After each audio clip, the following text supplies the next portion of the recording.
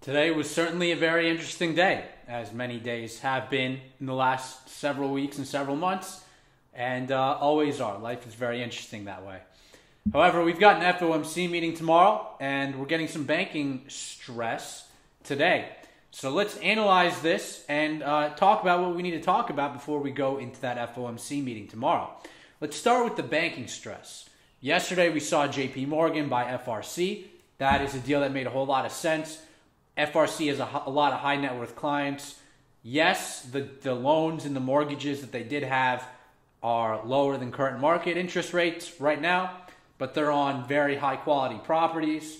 Their clients are very wealthy clients. There are very few First Republic branches, but the ones they do have are like in the Time Warner Center. Very pristine, prestigious locations for a very previously pristine and prestigious bank that unfortunately made a lot of the same mistake that I think is the most prevalent mistake in the market, and because it's so prevalent, has been very painful for us to bet against it, but I think is the fundamental move. And that mistake is that the Fed isn't going to hike interest rates that much, that they're not going to be that hawkish, that could just comfortably give out loans and not have to prepare for rates to go higher, because that was the truth. It's not that you had to hedge your interest rate risk. It was that you had to acknowledge the Fed was hiking interest rates. If you just hedged, that wasn't really that good either. You had to actually, if you were a good bank, the best banks, hypothetically, would have sold those low interest rate bonds into the market, kept cash, been loaning out money now when interest rates are higher. Or I guess a couple months ago, December or whatnot, when interest rates were higher. But that leads us to our next point. Interest rates are lower, strangely enough. The Fed isn't trying to accomplish that. They're trying to accomplish higher interest rates. And we saw what happened with core inflation. It didn't move. If you look at the Dallas trimmed mean, Dallas Fed trimmed mean, it was another month of 4.7%. I believe that was in March. Interest rates came down in March. We'll obviously get the April data soon enough. But the Fed wants higher interest rates. That's just the way it is. You look at the commentary, you listen to them talk. I've listened to basically every single time they talk. They want interest rates to go up. Yes, there are doves, and yes, there are hawks. But the doves are in the camp of hiking tomorrow, and the hawks are in the camp of hiking tomorrow and leaning towards more hikes additionally. Bullard wants like 2 more hikes. So, and there might even be somebody who wants more, because there was a dot that was 5.75 to 6, I believe, and apparently that wasn't Bullard. So, yeah, there's a hawkish tilt. And like I just said, Dallas Fed trim mean coming in where it's coming in. PCE coming in where it's coming in. And that PCE data came in during the dot plot or during the blackout period, but not the Powell recession leak. That was very strange. That came out yesterday. So I'm not saying that necessarily had any impact. What I'm saying is the Fed is steadfast in fighting its inflation. If you look at the St. Louis Fed financial stress, whatever. If you look at what the last dot plot was, that hawkish move in the dot plot, the market today is pricing in more rate cuts and more aggressive rate cuts, but at the time of the last FOMC meeting where they put out the dot plot, it was just shortly after SVB, a very tender subject. That didn't move them. They hiked. They put out a hawkish dot plot. They said more hiking, etc., etc., etc., additional balance sheet runoff. At that time, people saw QE. Oh, they're going to reverse. They thought QE.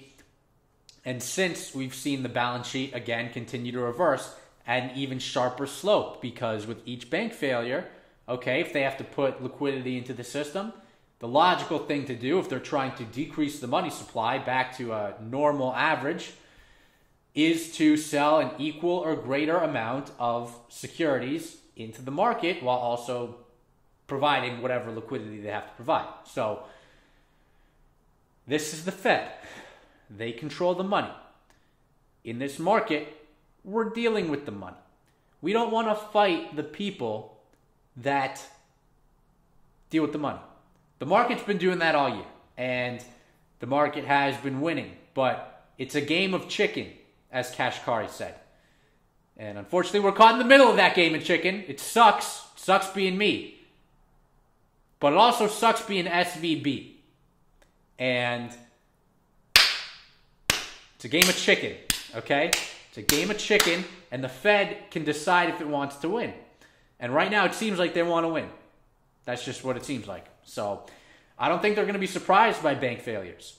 If you've been watching this channel long enough, you'll remember a very long time ago, we watched Michael Barr, who just on last Friday put out the report about SVB, blaming it on their mismanagement, not on the Fed's rate hikes. That was not the reason. That wasn't mentioned. That wasn't the thing. The thing was their mismanagement of interest rate risk and what the Fed was going to do. The Fed has communicated very effectively. So, long story short, they want to remain hawkish. And, so we're expecting a rate hike tomorrow. But what does hawkish actually mean? A lot of people might think that it's a 50 or committing to another hike after this. That's not necessarily what I mean and expect by hawkish right now. It's been many Fed meetings, and arguably, probably not even debatable ever. The Fed has not really surprised the market with its rate hike. It's never necessarily, at least in this tightening cycle, gone into a Fed meeting delivering a hike that wasn't priced into the market. Why is that? Because they do such an effective job of communicating what they're thinking for the next meeting ahead of the next meeting. They put out a dot plot. They do everything they possibly can do to communicate what they're going to do at the next meeting. Next meeting being the upcoming Fed meeting that everyone's talked about. But what can make this meeting hawkish, and what has made previous meetings hawkish, is their forward guidance. A lot of people are expecting a pause. That's the consensus take. The Fed is going to pause here, and we're going to be good. That doesn't happen to be my take, because there's no reason for them to pause. Why would they commit to a pause? The market wants them to commit to a pause. The market wants them to talk about the possibility of cutting rates. They're not going to deliver that.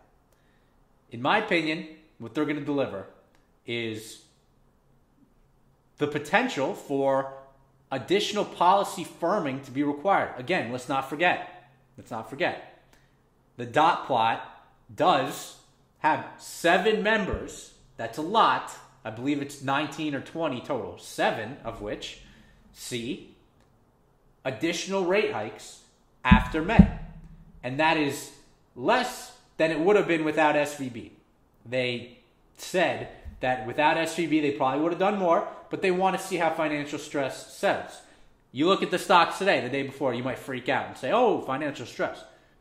It's been way better than any of us forecast at that last FOMC meeting.